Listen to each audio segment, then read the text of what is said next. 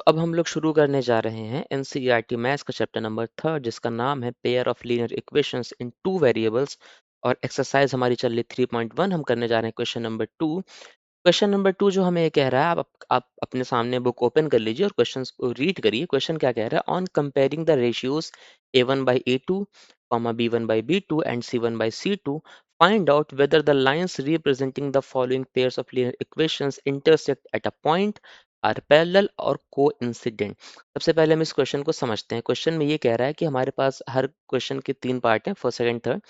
सब में हमें 2 इक्वेशंस दी हुई हैं। हमें ये बताना है क्या ये लाइनें आपस में इंटरसेक्ट कर रही हैं, पैरेलल हैं या फिर कोइंसिडेंट हैं। तो पहले थोड़ा समझते हैं इसको सॉल्व कैसे करना है।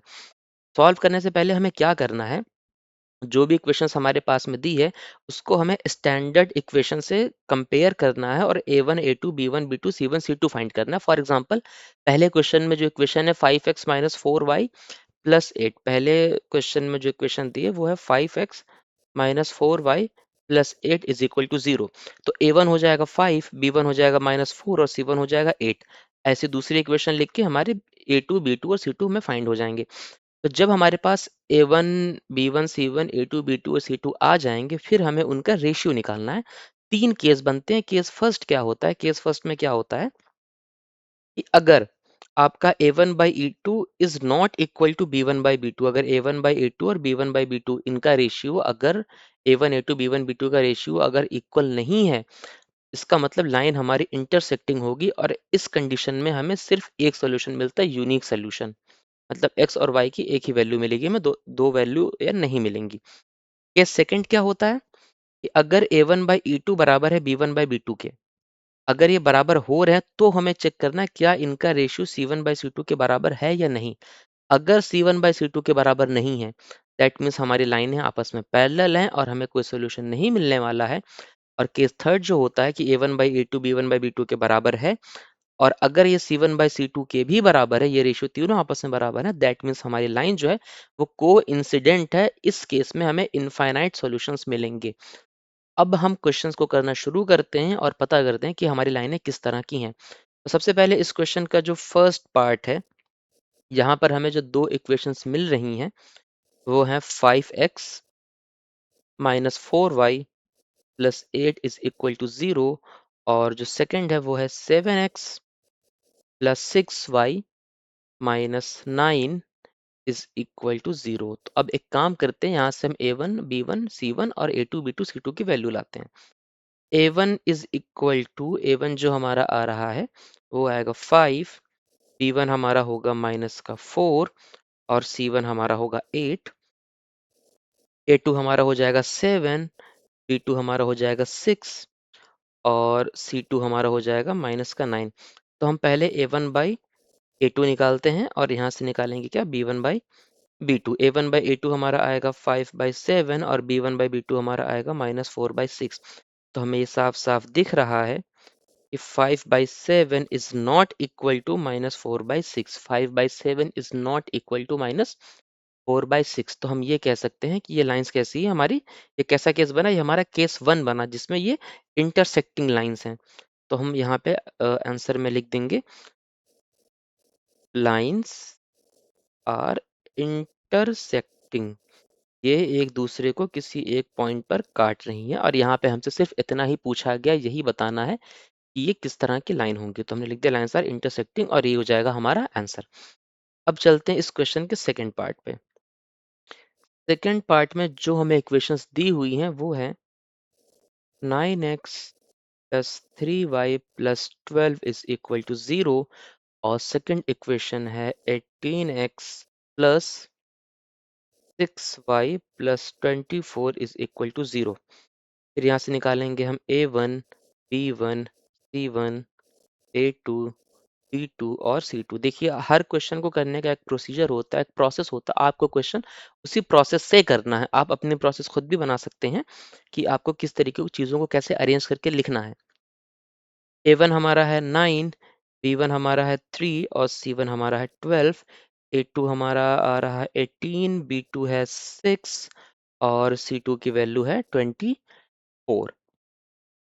ओके, अब हम काम शुरू करते हैं। a1 बाई a2 और यहाँ पे हमें निकालना है b1/b2।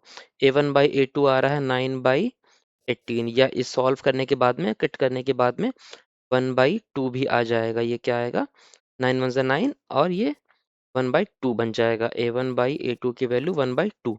b1/b2 निकालते हैं, ये है 3/6, 3/6। ये भी हमारा क्या आ जाएगा, b1/b2 भी हमारा आ गया 3/6। अब जब हमारा a1/a2 बराबर है b1/b2 के, हमें दिख रहा है कि 1/2 इज इक्वल टू 3/6। हमें क्या दिख रहा है कि a1/a2 is equal to b1/b2। और जब ऐसा होगा तो हमारा केस सेकंड या थर्ड बन सकता है, लेकिन सेकंड केस होगा या थर्ड केस, ये चेक करने के लिए हमें c1/c2 भी निकालना पड़ेगा। तो c1/c2 यहाँ पे फाइंड करते हैं।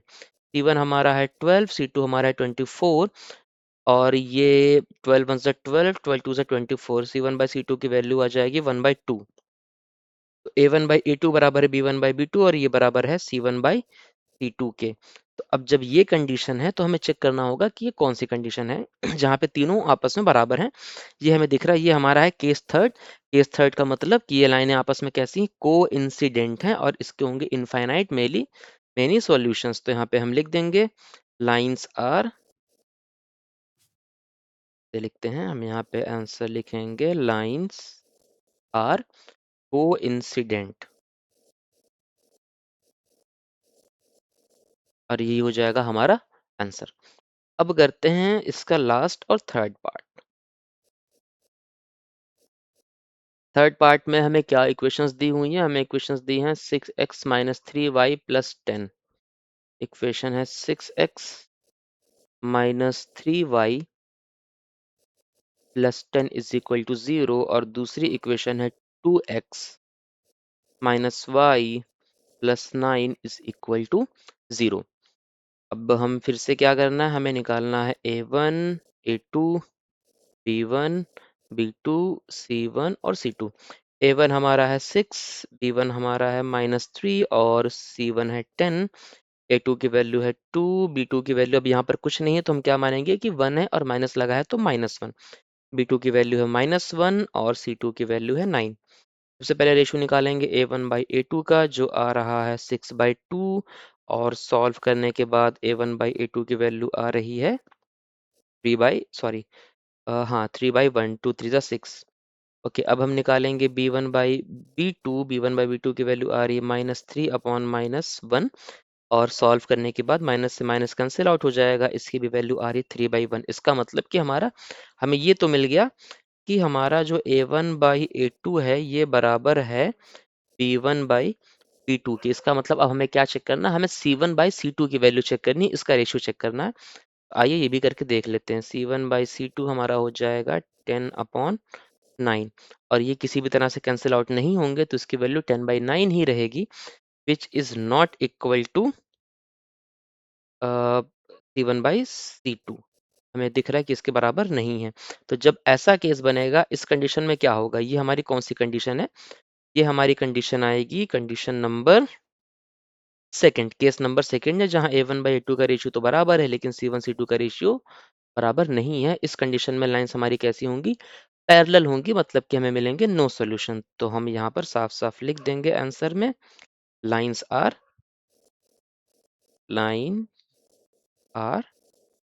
पैरेलल, और ये हो जाएगा हमारा आंसर।